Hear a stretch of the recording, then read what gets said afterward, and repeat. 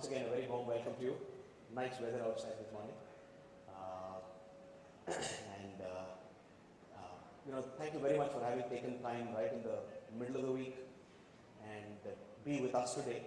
The whole idea is to give you an overview. I think you would have seen the agenda outside, but let me take a minute to explain what we've tried to do. The morning part is about giving a context to this day as to how the enterprise IT infrastructure dynamics are changing. The expectations from IT practitioners such as yourselves is changing significantly, and particularly looking at storage, where there is so much of innovation happening, and it is amongst the most exciting part of our portfolio. So following me will be my colleague talking about storage. After that, we'll have a quick question and answer session. We'll break for tea, and thereafter, you're going to have a very, very interesting speaker. I think the name is still under wraps, but let me confirm to you that you will not be disappointed. He's from the cricketing fraternity, now retired. So he is kindly consented to be here, and he will be here immediately after the tea break. So as soon as we finish the tea break, please rush back inside, because you wouldn't want to miss any part of what he's talking. So that will be the session, following which we'll have lunch, and post lunch we have decided to break this into 3 parts, and 2 of those will be here in this room. As you can see, that half, that's going to be one portion, this is going to be another, and there's going to be a third breakout upstairs.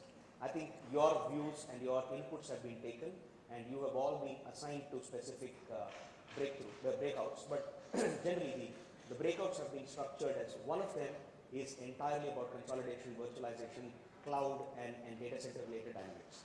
A second breakout is about workloads, networking, and security.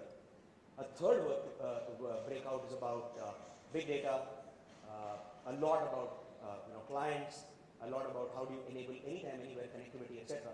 So the third breakout is thematically around big data, social media, and the tablets. So these 3 breakouts are going to be held in the second half of the day, and hopefully as you end the day, you would go back with a very fair and a bigger perspective as to how things have changed and what has changed, and how do you potentially reorient yourself as you go ahead, and in the process also understand the Dell's point of view, which hopefully will help you in your subsequent decision making. So with that, once again, a very warm welcome, and thank you for sparing your full day today. If you look at the IT landscape, a lot has been changing over the last few years, and I think the IT industry has been going through this kind of a changing dynamics every once in a few years. The last of them that has happened was around 2008, 2009, in the immediate aftermath of the Lehman Brothers crash. Thereafter, we started looking at, I think, how is the work being shared, and what is the kind of investment being done. And that was when it was identified that about 70 to 80% of your money goes towards keeping your lights on, and about the last 20 to 30% is what goes towards innovation. And when budgets are cut, you know which portion suffers. So pretty much we were keeping the lights on. The whole intent was about shrinking that and ensuring that you have a sort of 50-50 mix. That means keep back money with you to be able to do those innovations and try and take your infrastructure forward.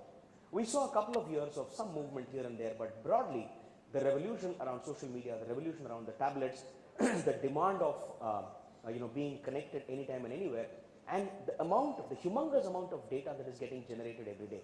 I'll give you another data point. The year 2009 was a tipping point for the storage industry. As per Gartner, that was the first year when the amount of storage capacity sold was lesser than the amount of data generated. And after that, it has gone on a not to return curve. From 2009 onwards, the amount of data generated has gone multifold. Simply, you know, right? All I have to do is just send this presentation over to the 50, 70 of you in this room, and I have generated data.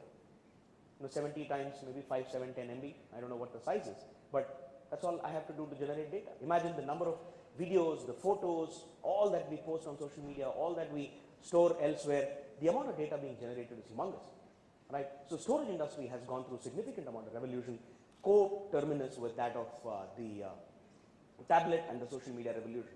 So as it stands, the last few years has been one of significant, I wouldn't call it turmoil, but I would call it as a positive disruption, where we are all looking at how do we reorient ourselves to the new dynamics. This study was done, this is actually taken from a lot of industry studies, but I'm going to pick a few points here. First, look at this. These are your peers who have answered. 70% of the CXOs expect to see a significant or complete IT overhaul in the next 3 years. As if what has happened in the last few years is not enough. In the next 3 years, they expect a complete overhaul. It could mean a completely different set of dynamics, all the way from the enterprise to the clients, to the tablets, to the way you use things. And added to it, 2:1 CEOs who involve the CIO in the business strategy recognize superior financial performance. This point's a very, very important thing. Nobody buys technology for technology's sake anymore. And I think it is true with all of you in the room here. I don't think you buy a technology simply because, let's say, it does in-memory computing. What does it mean for your business user? The business user, how does he or she get a benefit of using such technology?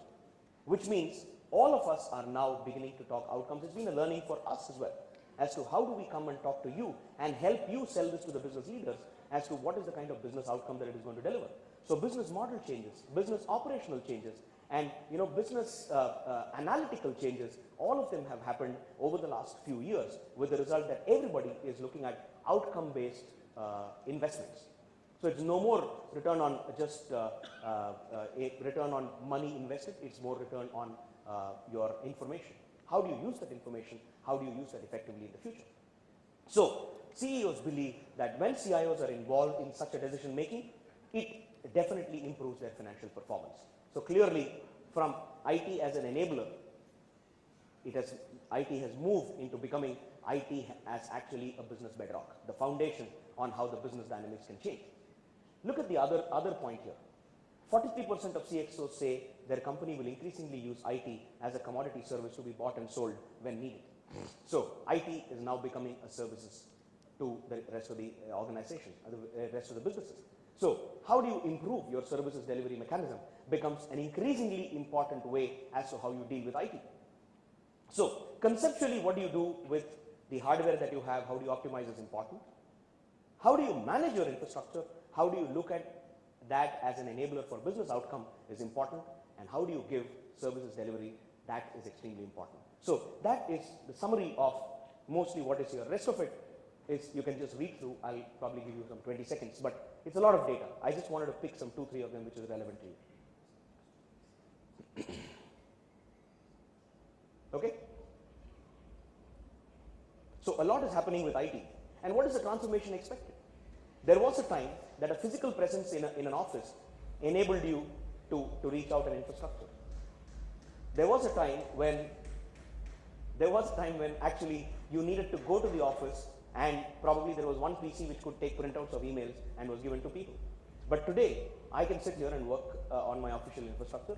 I can work on my personal emails. A lot of things can happen remotely, and there is increasing demand for that. So first of all, from a situation where everything was management controlled, from a situation where everything was standardized and confined to a location, you are actually moving to a more ubiquitous situation where anything can happen from anywhere, from any device, for any length of time, access any amount of information, and be able to deliver to the organization. And that is what you see on the other side as freedom and diversity.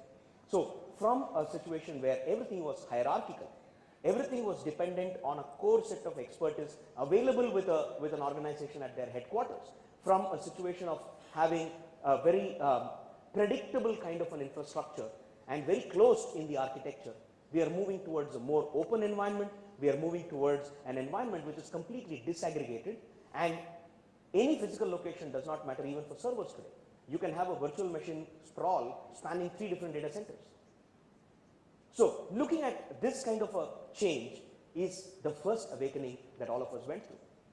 And as we begin to orient an infrastructure that already has got some limits to moving to an infrastructure where you have to unshackle and bring it into a form and shape that can help into this kind of a growth.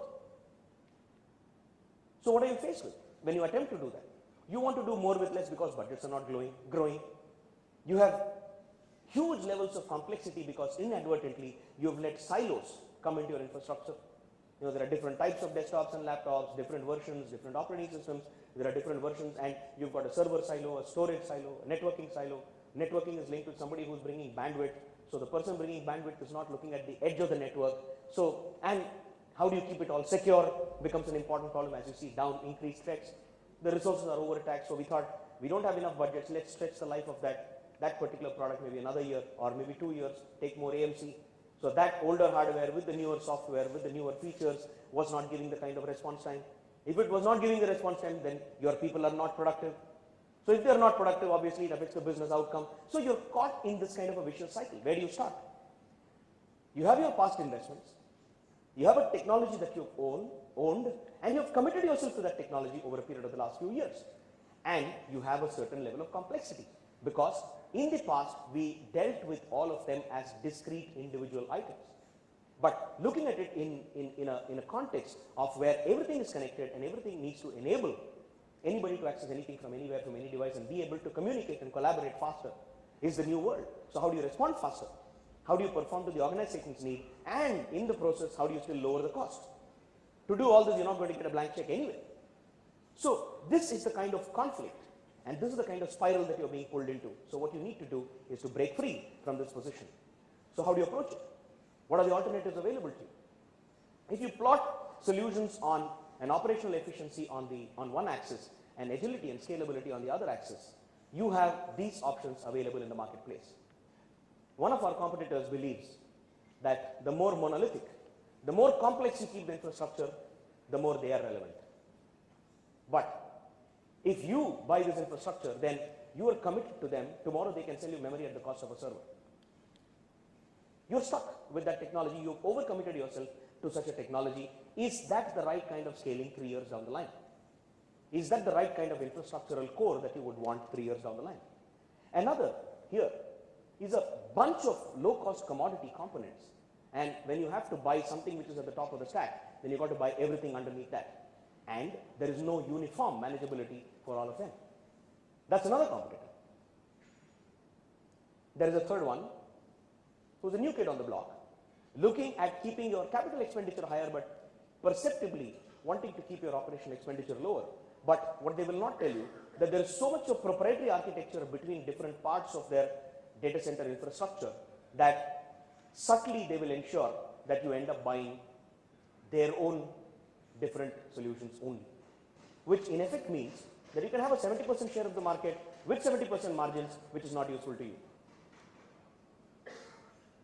Right? So we believe that we've got an approach that helps us in creating an agile, efficient, and scalable infrastructure, which tends to keep your cost of acquisition low as well as the cost of execution low as well. And this we've been able to do across the entire portfolio of what is needed in the data center and at the periphery, including at the tablets revolution that we've been able to bring about. And in addition, how do you keep the whole thing secure end to end? How do you have the services that puts it all together? This is how we are differentiated in our approach. And think back at what I told you 2 slides back. An infrastructure which is not confined, which is not closed, has to be open, has to give freedom, has to be disaggregated. If the infrastructure has to be free, how can we tie your hands? Your hands have to be free as well, which means the foundation for your infrastructure of the future has to be open.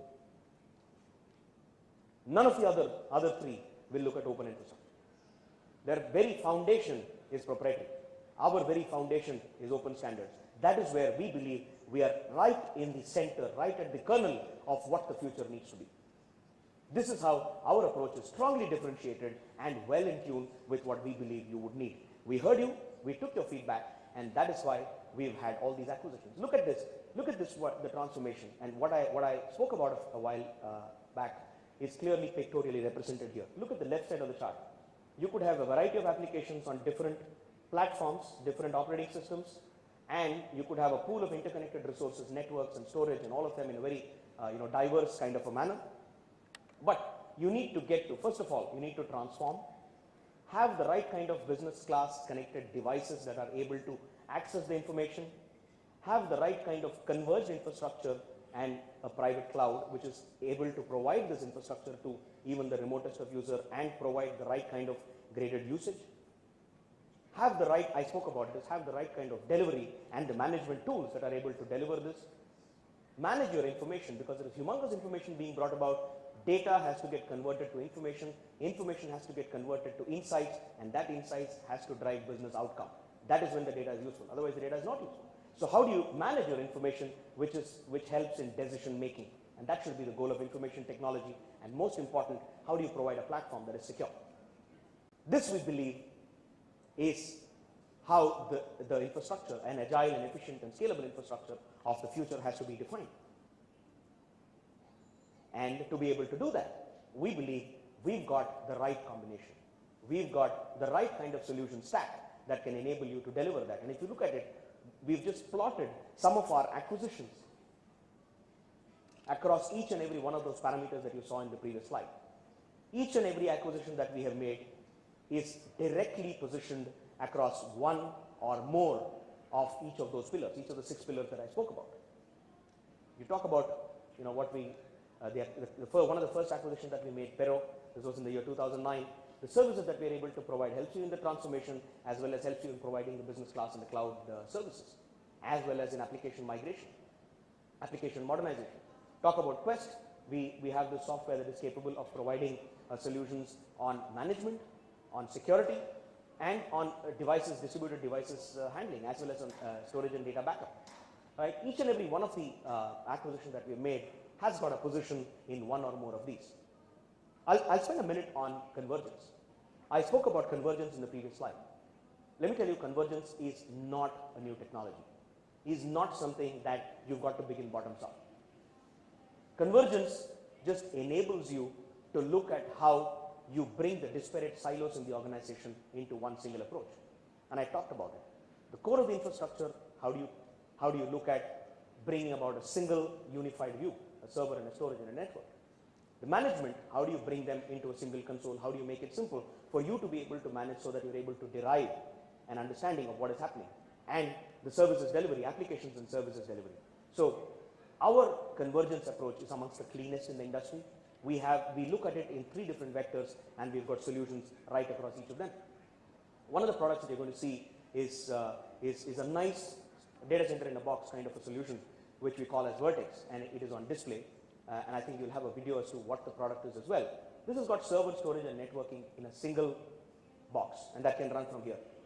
It doesn't need too much of cooling. It is a data center kind of a solution. It doesn't make noise as well. To the level of acoustics, we have taken care. The product is there, and you can see that 8 such Vertex solutions you can have in a single organization-wide infrastructure spanning multiple locations and still be managed from a single office. Or it can be a nice startup data center for a small office, for a education institution, for cooperative banks. Or you can have 500 such vertexes being managed from a single geo view, where we can probably look at what is the kind of infrastructure spread and what sort of services are needed. That is convergence. We are able to, and that can coexist in any environment.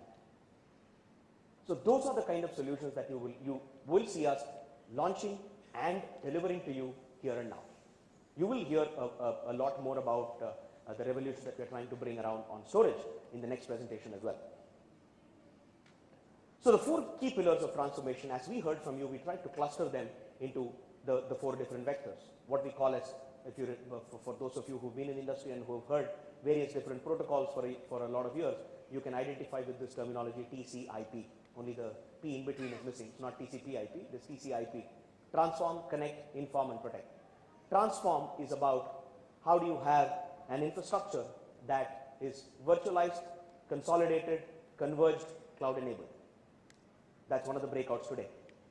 Connect is about having business class connected devices, having the right kind of connectivity solutions, having the right kind of enablement solutions and enabling collaboration and social media for a diverse workforce, which doesn't want to be confined to a place at a particular time. So you got that in one of the breakouts as well. Inform, like I said, data converts into information, information converts to insight, and insight drives business outcome. So that's the 3rd pillar. And the 4th one is protect, that is keeping it all secure from core to perimeter. We've got acquisitions like SoniQual, which deliver to you security solutions, firewall solutions, UTM solutions. We've got an acquisition which is called SecureWorks, where we provide managed security services solutions to customers on an ongoing basis, because we realize security is never a destination, it's a journey. As we begin to find a solution, the questions have changed.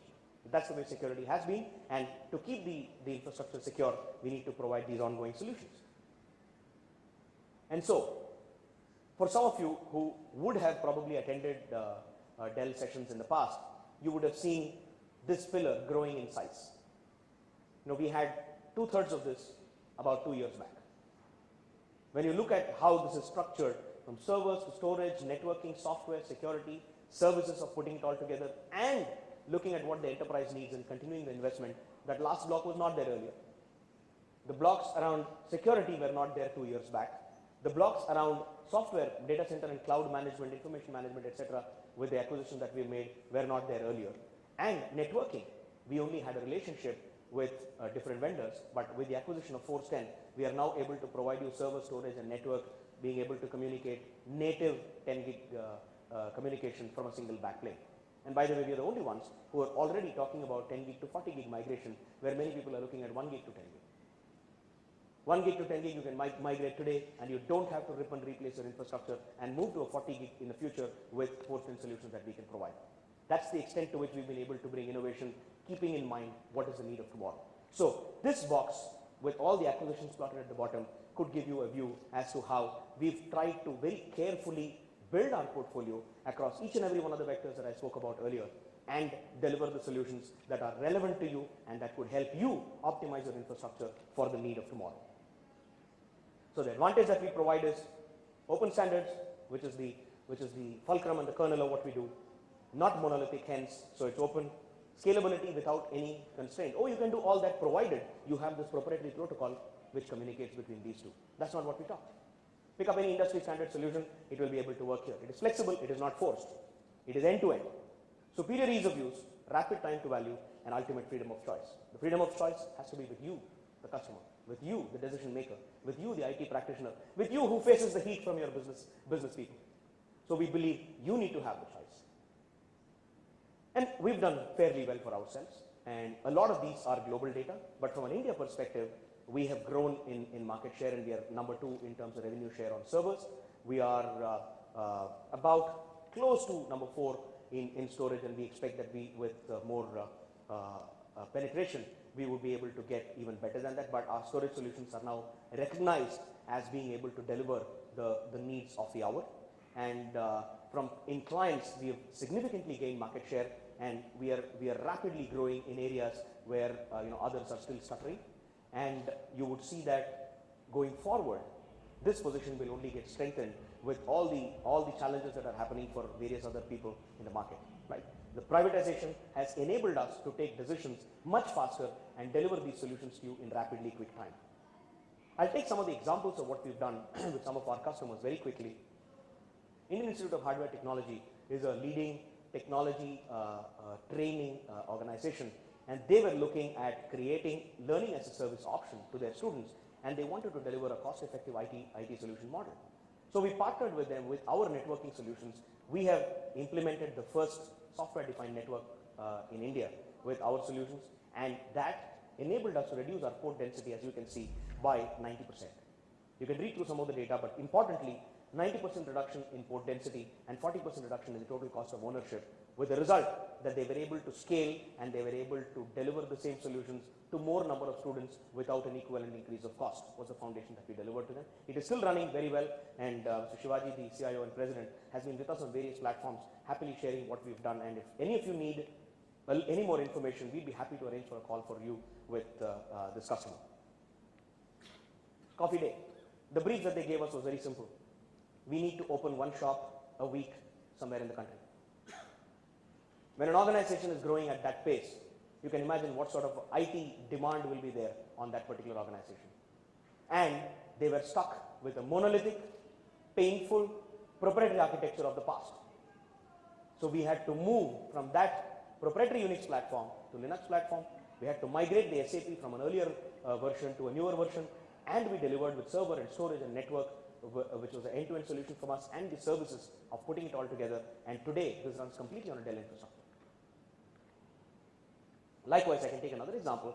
EAD Parry, most of you would know, is an organization. The brief that they gave us was they needed to migrate SAP version, and in the process, they also wanted to migrate from a proprietary Unix to a more open standards architecture. And the brief that they gave us was simple. In peak load, their response time of the software was 2000 milliseconds. We need to reduce that to 600 milliseconds. Has that got anything to do with in-memory virtualization or nothing? It was a simple business brief. We sized the application, we sized the solution needed to deliver that outcome, and at peak load of 213 users with a Unix to Linux migrated, with Dell blades, with Ecologic storage, and with Fortran network, we were able to deliver 425 milliseconds response. The ask was 600, we delivered 400. Right? Rajiv Gandhi Cancer Institute, this is another place where we had given our storage solutions. They use hospital information systems, they use PACS for diagnostics, etc., and they needed to be able to use dynamic, patient management, and they were able to do that with component solutions from us. And by the way, now Manipal, the Manipal group, if you would have heard, Manipal Health Services, they're also running on Dell infrastructure with the same component solutions. So this spans across multiple industries. Yash Raj Films, entertainment industry, they needed to have a good method of being able to archive and retrieve data, because for them, the data in a digital format enables multiple usage and multiple propagation. So they needed that, and that runs on Ecologic platform. This is from another different industry. So we partnered with them and we delivered the solution on open standards, of course, to be able to support continued innovation. Usha is another case of SAP migration. Usha, the consumer white good manufacturing company, you would know. So this was again another SAP migration case where they moved from proprietary Unix to open standards. So the summary of all of this is that we were able to deliver the solutions on open standards to customers in line with their expectation, and be able to better in many cases and tune the infrastructure to what is needed for tomorrow. And for a second year running, we've bagged so many awards. Last year we had won 4, this year we won 5 awards, and this was, I think some of you in the room may have also voted for this. Thank you for having selected us, but we won awards. These are CIO choice. This is not a set of awards because we've sponsored some event, no. This was a random sample of CIOs who were polled, and they were asked to choose across each and every one of these areas. And server and active networking with desktop virtualization, data center consulting and transformation services, you wouldn't have thought of Dell 4 years back in this kind of areas. But to have won an award and to have sustained it for 2 years running itself would probably be an indication to you as to what we've been able to deliver and how we've probably been able to scale the expectations of customers. We understand that it is a huge responsibility. It is a huge responsibility. It's easy to get to the summit. It's difficult to stay there. It's a huge responsibility now on us to stay worthy of this choice. And on behalf of Dell, I can commit to you that we will try all we can to ensure that we give you the power of choice. We give you the flexibility and the infrastructure that you need for going to the future. So we hope this has given you a good view as to what the day is going to look like.